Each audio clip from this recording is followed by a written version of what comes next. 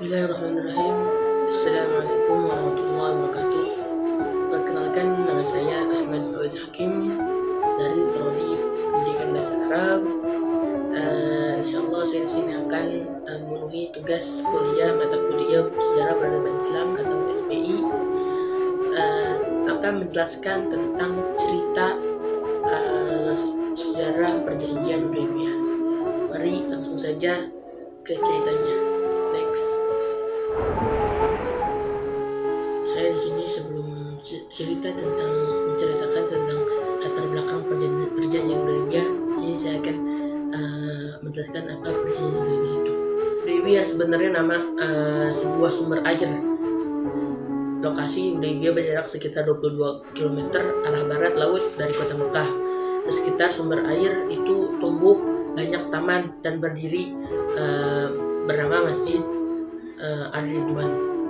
Peristiwa terbentuknya perjanjian Hudaybiyah terjadi setelah meletup rentetan bentrok militer antara umat Islam dengan kaum Quraisy, termasuk perang Badar, perang Uhud hingga perang Khandaq. Sebelum perjanjian itu ditekan, hubungan Madinah dan Makkah dalam situasi menegangkan sehingga kedua kubu saling bersiaga. Baik, di sini saya akan menjelaskan tentang latar belakang perjanjian Hudaybiyah. Rangkaian peristiwa yang berujung pada perjanjian Hudaybiyah berawal dari mimpi Rasulullah SAW pada tahun ke-6 setelah beliau hijrah ke Madinah. Dalam mimpinya itu, Rasulullah SAW bersama para sahabat memasuki Makkah dengan aman, menginjakan kaki di Masjidil Haram, mengambil kunci Ka'bah dan melaksanakan ibadah umrah. Rasulullah SAW lantas menceritakan mimpi itu kepada sahabatnya. Nabi Muhammad SAW pun bilang kepada sahabat soal rencana menunaikan ibadah umrah ke Mekah. Para sahabat setuju dan segera bersiap melakoni perjalanan yang penuh risiko itu. Maka itu pada awal bulan Zulqa'dah tahun ke-6 Hijriah, Rasulullah SAW bersama 1.500-an sahabat berangkat ke Mekah. Adapun kepemimpinan di Madinah dipasrahkan untuk sementara kepada Abdullah bin Ummi Maktum. Menyetir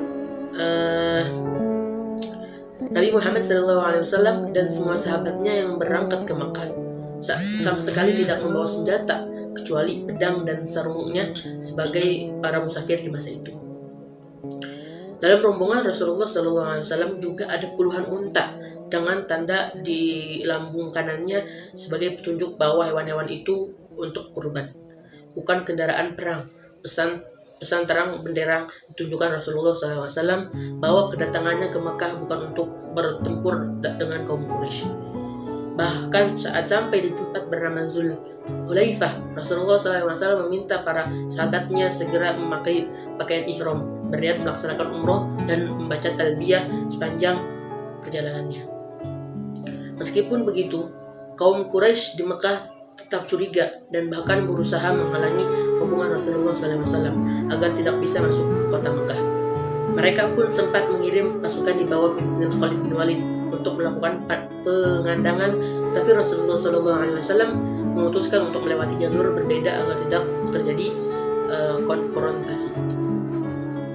Terjadi beberapa bulan setelah berlangsung perang Khandaq yang terjadi pada tahun ke-5 Hijriah. Artinya situasi tegang antara kedua kubu belum mereda.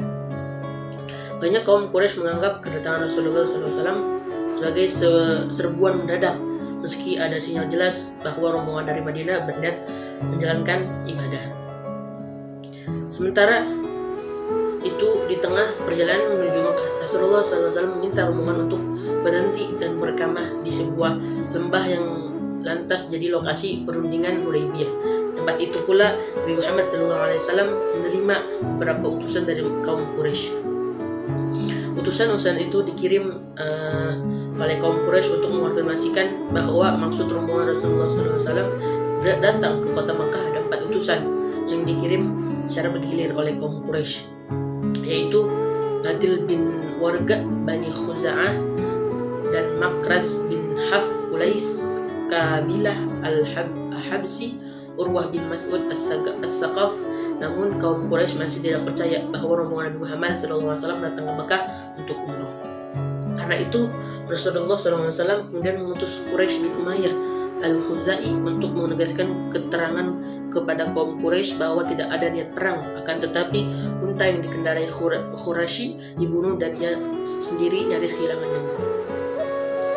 Setelah itu, insiden tersebut Rasulullah SAW mengutus Utsman bin Affan untuk menyampaikan pesan kepada kaum Quraisy terkait niat rombongan dari Madinah yang hendak melaksanakan umroh.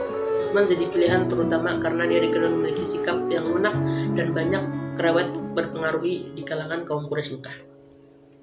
Ketika tiba di Mekah, Utsman segera menemui perundingan yang alot, sekalipun banyak pembesar kaum Quraisy seperti Abu Sufyan adalah kerabat Utsman. Izin bagi rombongan Rasulullah SAW untuk masuk ke Mekah tetap tidak diberikan akibat perundingan yang alot itu. Utsman terpaksa tinggal lebih lama di Mekah dari rencana semula. Di tengah situasi yang demikian meresahkan para sahabat, tersiar isu bahwa Utsman bin Affan dibunuh oleh kaum Quraisy. Dengar kabar itu, Rasulullah SAW segera memerintahkan para sahabat untuk berkumpul dan menyampaikan sumpah setia bahwa mereka tidak akan pulang sebelum memerangi kaum Quraisy. Maka seluruh sahabat kemudian berikrar akan memerangi kaum Quraisy. Usai balat itu berlangsung, Utsman baru datang kembali dari Mekah dan segera ikut berbaiat. Peristiwa dikenal dengan sebutan Baiat Ar-Ridwan itu diabaikan dalam firman Allah Subhanahu wa taala Quran surat Al-Fatih ayat 48. Dari situasi semakin genting, kaum Quraisy mengutus Suhail bin Amr untuk membahas perjanjian damai dengan Rasulullah SAW. Perundingan Suhail dengan Nabi Muhammad yang disaksikan oleh para sahabat tersebut berlangsung lama. Apalagi Suhail ngotot menyodorkan poin yang tidak bisa ditawar, seperti rombongan Rasulullah SAW harus kembali ke Madinah dan baru boleh datang ke Mekah untuk umroh pada tahun berikutnya. Akhirnya dalam perundingan tersebut muncul kesepakatan yang disebut dengan Perjanjian Hudaybiyah. Di sini ada isi Perjanjian Hudaybiyah.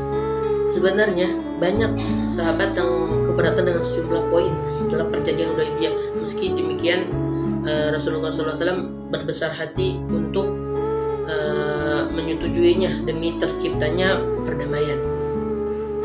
Bahkan Rasulullah SAW tidak menolak saat Suhail meminta teks Perjanjian Hudaybiyah tidak diawali kata Bismillahirrahmanirrahim, melainkan Bismika Allahumma, atas nama ya Allah. Suhail juga menolak tercantum nama Muhammad Rasulullah dan memintanya dengan diganti Muhammad bin Abdullah. Usul yang terakhir ini juga diterima oleh Rasulullah SAW, sekalipun banyak sahabat keberatan. Isi Perjanjian Hudaybiyah adalah sebagai berikut. Yang pertama, ada kedua belah pihak sepakat mengadakan gencatan senjata selama 10 tahun. Yang kedua, ada setiap orang diberi kebebasan bergabung dan mengadakan perjanjian dengan Nabi Muhammad SAW atau dengan kaum Quraisy. Yang ketiga, setiap orang Quraisy yang menyeberang ke kubu Nabi Muhammad tanpa seizin walinya harus dikembalikan, sedangkan jika pengikut Nabi Muhammad bergabung dengan Quraisy tidak dikembalikan. Yang keempat, Nabi Muhammad SAW dan sahabatnya harus kembali ke Madinah dan tidak boleh masuk Mekah. Dengan ketentuan bisa kembali pada tahun berikutnya. Mereka dapat memasuki kota dengan tinggal selama 3 hari di Mekah dan tidak dibenarkan membawa senjata kecuali pedang tersarung.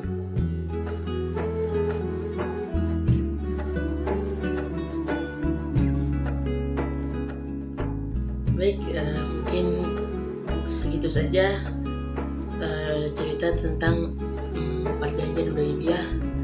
Mudah-mudahan dengan ceritanya ini semoga bermanfaat, khususnya bagi saya dan umumnya untuk para penonton yang menonton video ini. Mohon maaf jika ada kesalahan atau kelepatan dalam cerita saya. Mohon dimaaf, mohon dimaklum.